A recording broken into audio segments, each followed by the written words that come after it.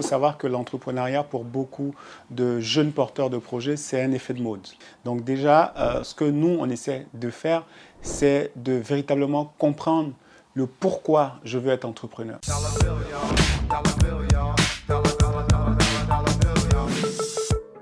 Bonjour, Herman Christian Kwasi pour Upendo.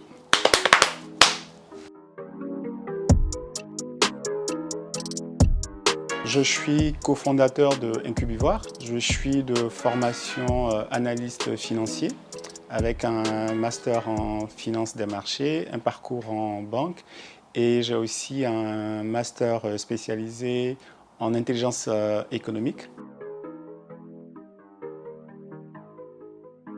On accompagne des porteurs de projets, aussi bien de la diaspora que des porteurs de projets locaux. L'objectif pour nous, c'est de pouvoir accompagner ces entrepreneurs-là à créer de la valeur localement.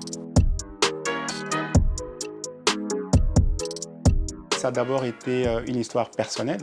De ma formation en banque, à un certain moment, j'ai voulu rentrer dans mon pays pour apporter cette expertise-là localement. Et j'ai monté un club d'affaires avec d'autres amis de la diaspora. Et chemin faisant, j'ai croisé ceux qui aujourd'hui sont mes associés. Donc comment se servir de cette expérience pour pouvoir mieux accompagner des porteurs de projets de la diaspora. Il faut savoir que l'entrepreneuriat, pour beaucoup de jeunes porteurs de projets, c'est un effet de mode. Donc déjà, ce que nous, on essaie de faire, c'est de véritablement comprendre le pourquoi je veux être entrepreneur. Quand vous arrivez à définir le pourquoi est-ce que je veux être entrepreneur, vous avez cette possibilité de véritablement aller loin. La deuxième des choses, c'est de véritablement voir est-ce que le projet que vous voulez mettre en place est déjà un projet qui aura un marché. Donc c'est un peu tout cet accompagnement-là que nous essayons d'apporter la plupart du temps à nos porteurs de projets. C'est de permettre aux entreprises d'être pérennes et surtout de pouvoir créer de la valeur, de pouvoir créer de la richesse, de pouvoir embaucher aussi d'autres jeunes ou d'autres personnes pour continuer cette activité-là.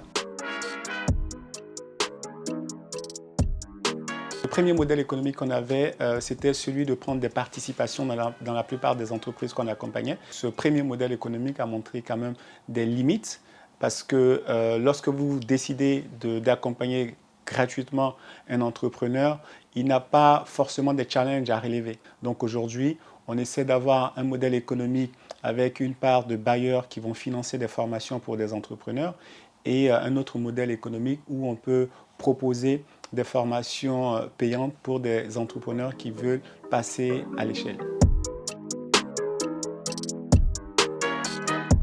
Au niveau de l'Afrique, le modèle qui m'inspire, on va parler de Aligo Dangote, qui a commencé véritablement au bas de l'échelle, qui s'est battu et qui aujourd'hui arrive à prouver que sur le continent, on est capable de pouvoir entreprendre et de pouvoir réussir. Au niveau mondial, il y a Steve Jobs qui m'a beaucoup inspiré. Il avait une citation qui disait « Si vous ne réalisez pas vos rêves, quelqu'un d'autre vous embauchera pour réaliser les siens ».